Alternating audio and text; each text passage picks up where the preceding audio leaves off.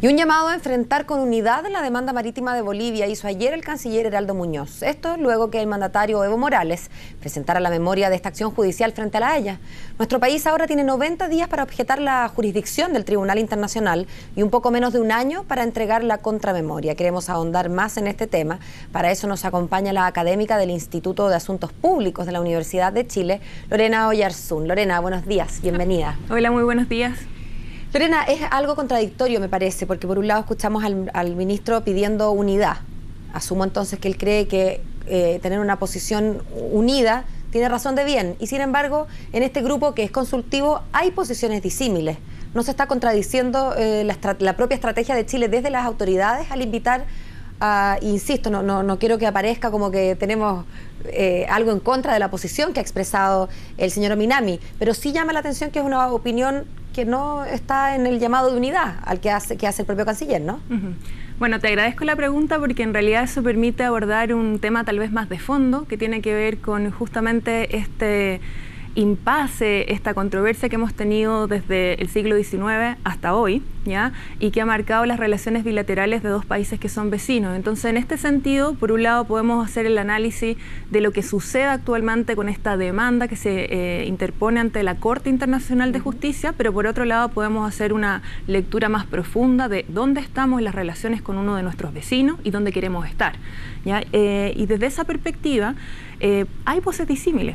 Esto no es monolítico justamente y tal vez hoy en día se están haciendo más evidentes esas voces porque claramente cuando tú hablas de política exterior y un ámbito donde estás tocando algo que muchas veces en relaciones internacionales se llama la sacralidad de la soberanía, no genera o no tienes muchos votos respecto a una posición que podría ser más creativa o abordar la relación con Bolivia desde una perspectiva donde podríamos sentarnos a discutir efectivamente cómo avanzamos en una agenda que sea una agenda del siglo XXI, dejando de lado un hecho histórico donde con una guerra, de la Guerra del Pacífico, se perdió un territorio y sobre todo la mediterraneidad de este país. Nosotros, Lorena, estamos acostumbrados a que en Chile los temas de relaciones exteriores son efectivamente políticas de Estado, las autoridades lo dicen siempre con harto bombo, pero estamos acostumbrados como ciudadanos a que así sea y a ver como una continuidad sea quien sea el gobierno. Y sin embargo en este tema no hay una opinión como monolítica, ¿no?, por parte de Chile como sí la había en el caso peruano.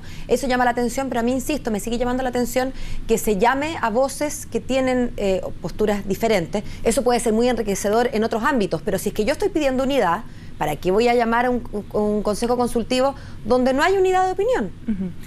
Piensa que en el caso Perú también podría haberse tal vez evitado llegar hasta esa situación. O sea, la solución que se da efectivamente para Chile, el que se haya movido un poco el límite, ya significaba una pérdida, ¿ya?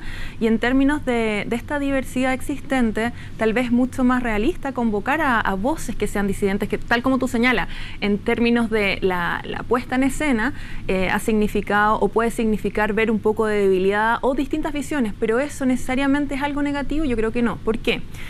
Piensa que siempre hemos tenido una política de Estado respecto a Bolivia. ¿Eso ha significado que no hemos tenido conflicto? No, claramente no. No hemos visto enfrentado y la internacionalización o el intento de internacionalizar, multilateralizar esta demanda ante foros internacionales la hemos visto en repetidas ocasiones, tanto en la Organización de Estados Americanos, sí, en todos los foros en que ha podido. En distintos foros. Entonces, este es un tema que tiene un componente jurídico, pero por supuesto en realidad más político, ¿ya? Y en ese sentido, cuando hablamos de políticas de Estado, también existe una capacidad, ¿no es cierto?, para preguntarnos cuál es esa política de Estado, porque el Estado no es algo que sea simplemente algo abstracto. Hay personas que obviamente tú quieres tener una continuidad de política exterior, pero cuando se habla de un interés nacional hay que reconocer, y esto es de la teoría, que existen distintos grupos de interés y distintas visiones. Lorena, pero ¿sería pensable una solución? Bueno, tú hacías el distingo entre lo jurídico y lo político. Lo jurídico netamente está desde ayer presente en la Corte y bueno, ahí hay un tema de jurisdicción que está pendiente, si es que se alega o no la capacidad que tiene la Corte de dedicarse a este tema en particular, pero ahí está lo jurídico. ¿Sería conveniente seguir avanzando en lo político en una suerte de cuerda separada?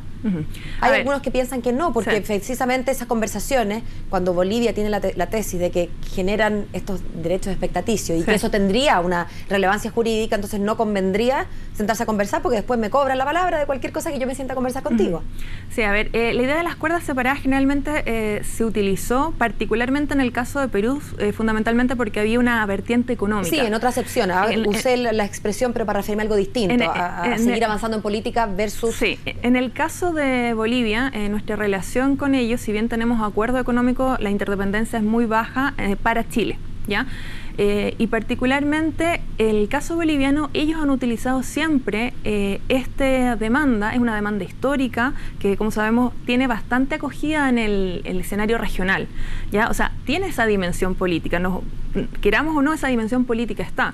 Y de hecho me parece que desde la perspectiva chilena respecto a nuestras relaciones vecinales ha habido una ausencia, o por lo menos un énfasis que no estuvo realzado respecto a abordarlos con una dimensión política. ¿Por qué, Lorena?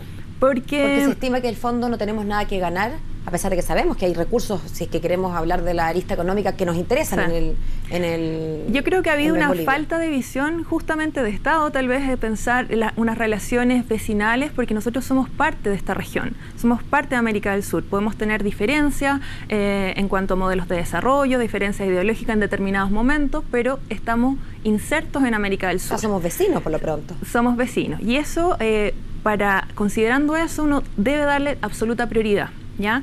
En términos económicos, por supuesto, hay muchos frentes y hay muchas dimensiones que se podrían mejorar, abordar y que sería beneficioso para Chile, pero también en términos sociales, respecto a movimientos de migración. Pensemos que los movimientos de migración más importantes que está teniendo nuestro país hoy en día van relacionados con nuestros vecinos. Lorena, ¿y puede ser que se haya producido una especie de como bloqueo psicológico, como sociopsicológico, no sé si existe la expresión, pensando en que las voces desde Bolivia siempre parten de la base que esto es un derecho soberano que tienen llegar al Pacífico, y que en el fondo en que insistan tanto en que sea con soberanía pueda haberse transformado a esta altura en un obstáculo para entrar a conversar? Como yo me siento a conversar contigo, pero no me hables de soberanía. Cuando tú empiezas a hablarme de soberanía, yo me cierro porque me estás tocando lo que tú decías, la sacralidad de la soberanía, que es como el atributo más importante de un país.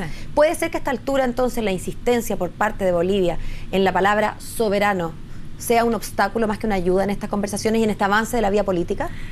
A ver, efectivamente, cuando se habla de soberanía es un tema que genera mucha reticencia. Sin embargo, también hay que considerar que en el sistema internacional actual la soberanía se ha entendido o ha sido de alguna manera cuestionada en términos de existe interdependencia que va más allá de la capacidad de control que tiene un Estado. Y en este caso tenemos, por ejemplo, algunos casos como el de la Unión Europea, que es un paradigma donde ha habido cesión de competencia en algunos ámbitos. Entonces, a tu pregunta, sí. Pero es bilateral, o es multilateral, en este caso sería solamente ceder nosotros en favor de ellos, a cambio de...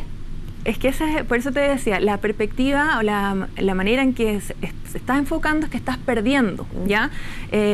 Esto no ha sido solamente abordado actualmente, el tema de la soberanía han habido, y bueno, se va seguramente a citar en los casos del 75 con el abrazo de Charaña, donde hubo algunos intentos, incluso se planteó soberanía trinacional, o sea, pueden haber formas de discusión que hoy en día en realidad generan, y van a generar reticencia claramente en algunos sectores, pero también para tomar algunas decisiones y para abordar y avanzar, muchas veces hay que hacer esas decisiones en base a soluciones que no son las de siempre, no son las tradicionales, que hasta ahora la verdad es que no nos han resultado. Cierto, Lorena, no queda más que esperar que mañana llegue Felipe Bulnes, la gente con la memoria en mano, para ver finalmente qué contiene. Muchas gracias por acompañarnos. Muchas gracias a ti.